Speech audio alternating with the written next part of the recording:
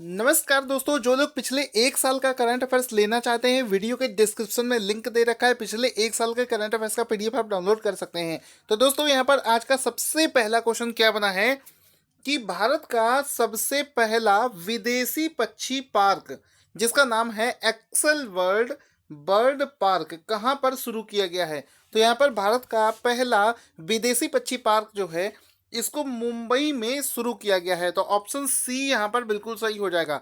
एक बार यहाँ पर फोटो देख लेंगे सो दैट आपके मन में बहुत अच्छे से ये चीज़ें क्लियर हो जाएं। तो यहाँ पर आप देख सकते हैं विदेशी पक्षियों का ये जमावड़ा इस पार्क में आपको दिख रहा होगा। तो ये जो विदेशी पक्षियों को देखने का मौका अगर आप लेना चाहते हैं तो आपको मुंबई जाना पड़ेगा। ऑप्शन सी यहाँ पर बिल्कुल सही हो जाएगा। ठीक है, आई होप आपको क्लियर हो गया होगा। इसके अलावा यहाँ पर इसको एक्सेल ग्रुप के द्वारा तैयार किया गया है, उसके द्वारा इस पूरे पार्क को सेटअप कर किया गया है, जिसमें $6 बिलियन रुपए लगे हुए हैं। ठीक है, तो यहाँ पर ये क्वेश्चन आपको क्लियर हो गया। अब अच्छा, यहाँ पर चूंकि यहाँ पर पार्क की बात हो रही है, पार्क से जुड़े हुए एसएससी और यूपीएससी रेलवे एग्जाम में क्या क्या क्वेश्चन पूछे जा सकते हैं वो सुनना।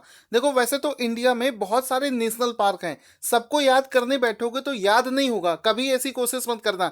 क्या करना होता है कि रिसेंट में पिछले 5-10 सालों में जो क्वेश्चन पूछे जा रहे हैं उनको रिवाइज कर लो। तो यहाँ पर मैं आपको दिखा रहा हूँ कि सन 2006 से लेकर 10 तक के यूपीएससी, एसएससी और रेलवे में जो पार्क वाले क्वेश्चन पूछे गए हैं वो सारे यहाँ पर एक जल्दी से रिवीजन कर लेते हैं। तो यहाँ पर देखो, सबसे पहले क्या है, काजीरंगा पार्क सबसे ज्यादा पूछा जाता है। काजीरंगा पार्क कहाँ पर है? असम में है। इसी तरीके से मानस अभ्यारण्य, ये भी कहाँ पर है? असम में है। भरतपुर का केवला देवी राष्ट्रीय उद्यान बहुत बार पूछा जाता है। जहां भी चीजें समझ में ना आ रही हो, वीडियो को पॉज करके आंख बंद करके मेमोराइज कर लेना। वीडियो देखते ही चीजें याद हो जानी चाहिए। टाइम बिल्कुल वेस्ट नहीं करना है। यहाँ पर देखो, सुंदरवन, सुंदरवन बाग एसएससी में कई बार पूछा गया है, ये पश्चिम बंगाल में है। बांधवगढ़ राष्ट्रीय उद्यान मध्य प्रदेश में है। कहना नेशनल पार्क, ये मंडला मध्य प्रदेश में ये भी है। दुधवा राष्ट्रीय उद्यान कई बार पूछा जाता है, यूपी के एग्जाम में खास करके पूछा जाता है, उत्तर प्रदेश के लखीमपुर में है। कॉर्बेट नेशनल पार्क, ये है नैनीताल उत्तराखंड में। राजाजी नेशनल पार्क उत्तराखंड में। दाचीगम राष्ट्रीय उद्यान, ये है श्रीनगर में। रणथंभौर राजस्थान में। घट प्रभा, ये बेलगाम में। बांदीपुर, ये क्वेश्चन पीएसयू में बहुत बार पूछा जाता है, बांदीपुर नेशनल पार्क, तो ये कर्नाटका मैसूर में स्थित है। इसके बाद में जल्दी से देखते जाओ, हजारीबाग नेशनल पार्क झारखंड में है। नाल सरोवर गुजरात में है। मधुमलई अभ्यारण्य कहाँ पर है? तमिलनाडु में। पेरियार बहुत बार पूछा जाता है, केरल में स्थित है पेरियार बांध। बाकी सारे बचे हुए चीज़ों को आप पीडीएफ डाउनलोड करके रिवाइज कर लेना। कोई हर चीज़ यहाँ पर बताने लगूंगा तो वीडियो बहुत बड़ी हो जाएगी। ठीक है, कोशिश ये है कि करंट अफेयर्स आपका इतना अच्छा हो जाए कि आपका एक क्वेश्चन भी ना बचे। इसके अलावा अगला क्वेश्चन है, 15 अप्रैल 2015 को निर्भय का, यहाँ पर होगा 2019। ठीक है, 15 अप्रैल 2019 को निर्भय का सफल परीक्षण किया गया है। यह क्या है? तो निर्भय, जिसका हाल ही में सफल परीक्षण किया गया है, वो एक सुपरसोनिक क्रूज मिसाइल है। क्या है? सुपरसोनिक क्रूज मिसाइल है, जिसका हाल ही में सफल परीक्षण किया गया है। अब यहाँ पर जल्दी से इसका फोटो देख लेंगे। यहाँ पर ये देखो, दिख रहा है India's Nirbhaya missile successfully test fired from Orissa. तो अगर ये पूछा जाए कि इसको कहाँ से फायर किया गया है तो आंसर आ जाएगा उड़ीसा से इसको टेस्ट किया गया है।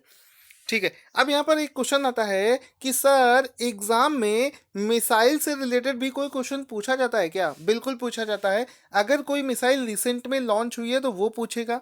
अदरवाइज अगर स्टैटिक जीके का क्वेश्चन बनेगा तो क्या बनेगा वो देखते हैं। तो मिसाइल से रिलेटेड क्वेश्चन क्या बनते हैं?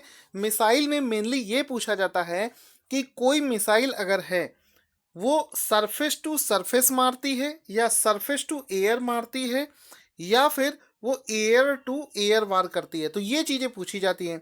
तो इसमें एयर टू एयर मिसाइल जो मारती है उसका नाम है अस्त्र। नाम याद रखना, बस यही पूछा जाएगा। क्वेश्चन बनेगा कि अस्त्र जो है वो किस तरीके की मिसाइल है, तो आप आंसर टिक करोगे एयर टू एयर मिसाइल है। या फिर आपसे पूछा जाएगा कि बताओ दिए गए ऑप्शन में एंटी टैंक मिसाइल कौन है। तो एंटी टैंक मिसाइल कौन कौन सी है समझना। नाग एक एंटी टैंक मिसाइल है।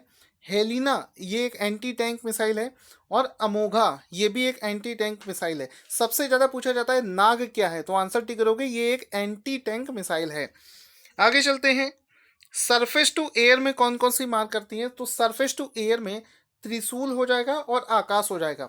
सरफेस टू सरफेस कौन मारती है? सरफेस टू सरफेस में अग्नि हो जाएगा, पृथ्वी हो जाएगा, धनुष हो जाएगा, शौर्य हो जाएगा, प्रहार हो जाएगा। बार बार बोल रहा हूँ, जहां पर चीजें समझ में ना आ रही हूँ वीडियो को पॉज करके याद हो जाना चाहिए वीडियो के साथ ही। ऐसा मत सोचो कि बाद में याद कर लेंगे। अरे 10 मिनट में जो वीडियो देख रहे हो उसी के साथ में आपको याद हो जाना चाहिए। अगला क्वेश्चन है, भारत के किस राज्य में रंगोली बिहू महोत्सव बनाया जा रहा है? तो ये जो रंगोली बिहू महोत्सव है, ये भारत के राज्य असम में मनाया जा रहा है। तो ऑप्शन ए यहाँ पर बिल्कुल सही हो जाए। तो क्वेश्चन आए कि रंगोली बिहू महोत्सव कहाँ पर मनाया जा रहा है, तो आंसर टी करोगे, इसको असम में मनाया जा रहा है। इसकी आप एक फोटो देख सकते हैं। यहाँ पर आप देख सकते हैं असम के ट्रेडिशनल ड्रेस में जो लोग हैं वो यहाँ पर डांस कर रहे हैं। तो असम में ये त्यौहार मनाया जाता है, और ये जो त्यौहार है असम में अच्छी पैदावार को लेकर मनाया जाता है। उन इसको एक तरीके से फसल महोत्सव के रूप में भी देखा जाता है। तो इसका राइट आंसर क्या हो जाएगा? असम में रंगोली बिहू महोत्सव मनाया जाता है।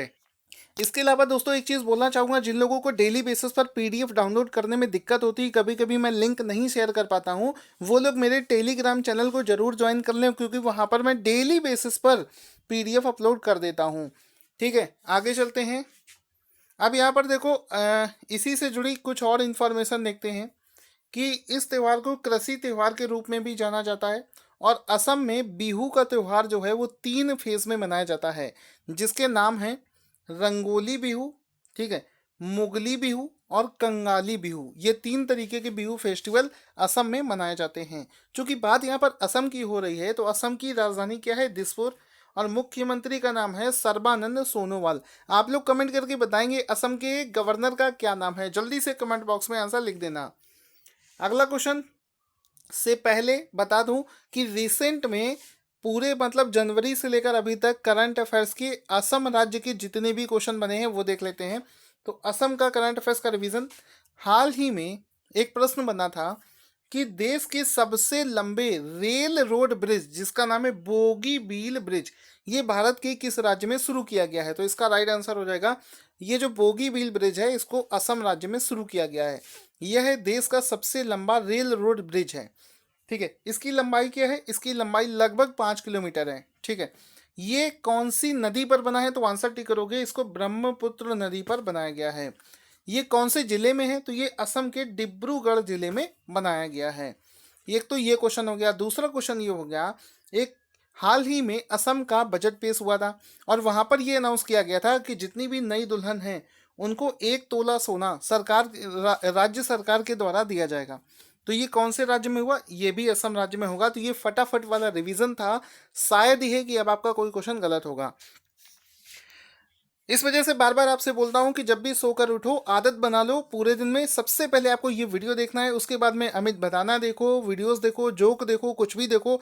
आप यूट्यूब पे टाइम वेस्ट करो, उससे कोई मतलब नहीं है। सुबह ये वीडियो आपको देखना है।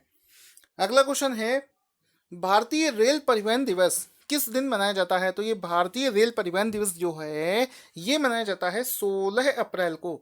ऑप्शन डी यहाँ पर बिल्कुल सही हो जाएगा। भारतीय रेल परिवहन दिवस 16 अप्रैल को मनाया जाता है। अब इसको 16 अप्रैल को क्यों, ऐसा क्या हुआ था कि इस दिन को भारतीय रेल परिवहन दिवस के रूप में मनाया जाने लगा? एक्चुअल में 16 अप्रैल को ही पहली बार महाराष्ट्र के मुंबई से ठाणे में लगभग 33 किलोमीटर लंबे इस पहली बार रेलगाड़ी चलाई गई थी, जिस वजह से हर बार इस दिन को 16 अप्रैल को यहाँ पर इस भारतीय रेल परिवहन दिवस के रूप में सेलिब्रेट किया जाता है। तो ऑप्शन डी यहाँ पर बिल्कुल सही हो जाएगा। आगे चलते हैं।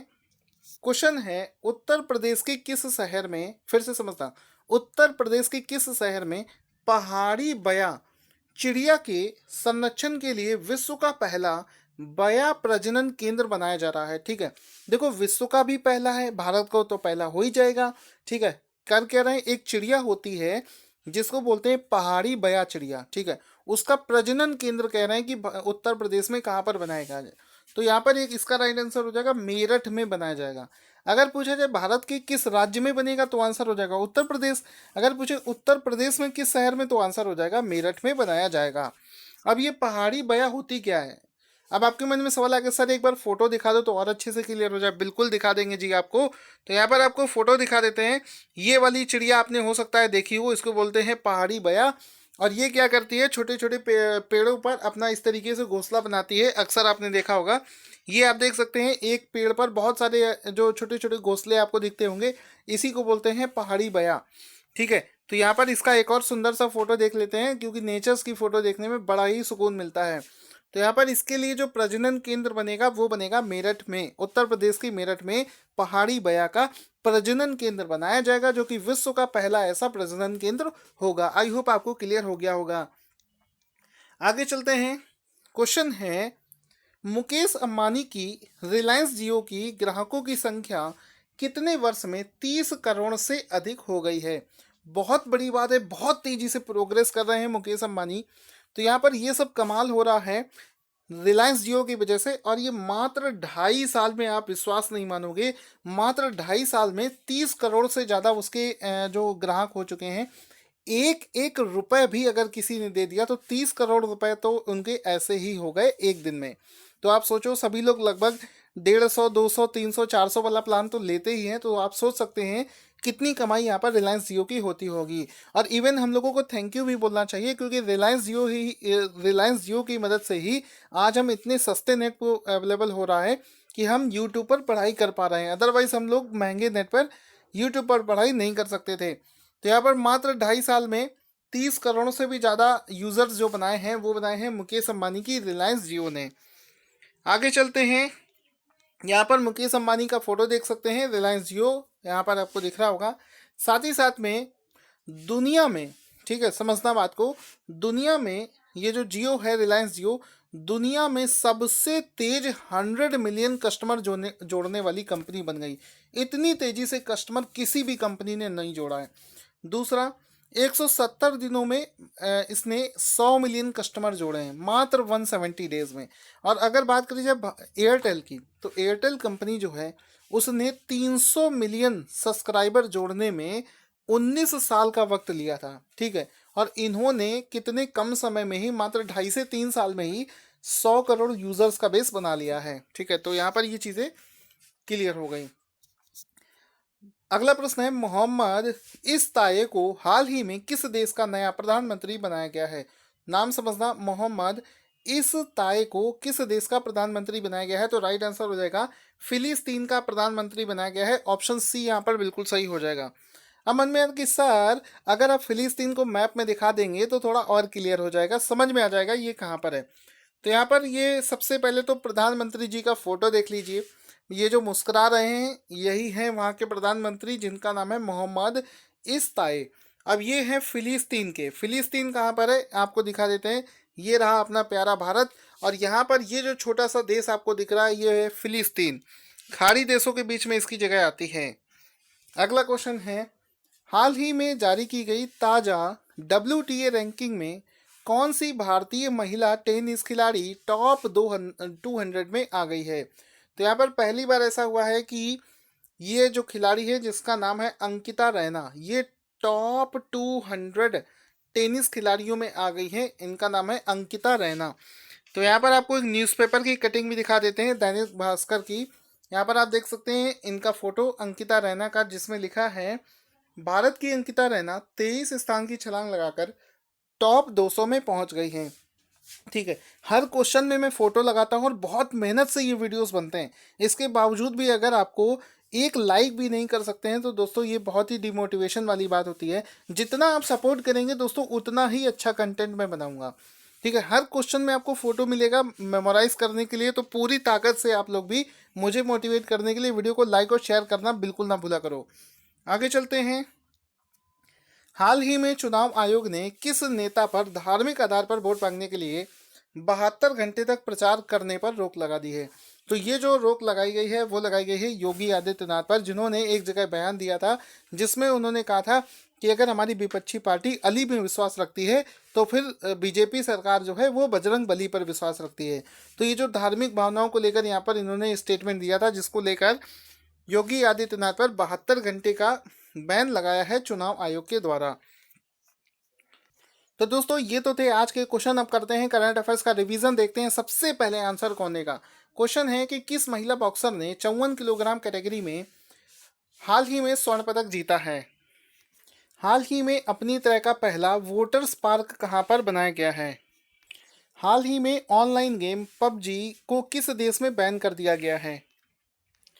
हाल ही में 14 अप्रैल को किस संविधान निर्माता डॉक्टर भीमराव अम्बेडकर की कौन सी जयंती बनाई गई है। जल्दी से सभी क्वेश्चंस का आंसर दे देना, और अगर आपको वीडियो से थोड़ा सा भी फायदा हुआ तो इसको दोस्तों के साथ में शेयर, लाइक और करना ना भूलें।